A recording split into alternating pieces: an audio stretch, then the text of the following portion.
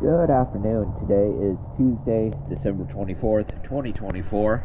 I am here at Doctor's Lake Marina. This is Courtship. I did do a hull clean on this video, or on this boat, but before I show you that, I do want to address a big concern that I have for this piece right underneath your swim platform that holds up your outboards. I want to say that the paint is failing on this part because it's metal, and I'll show you why, just to where you guys have a little bit of an understanding as to why I have a concern.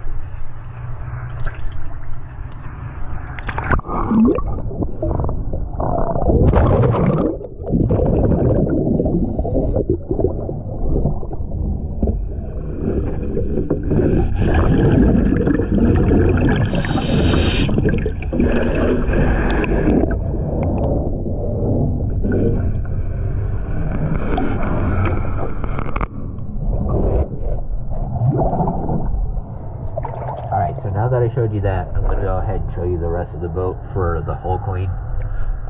Paint looks pretty good, except for on the keel. Looks like it might have rubbed somewhere, but other than that, everything else looks pretty fine.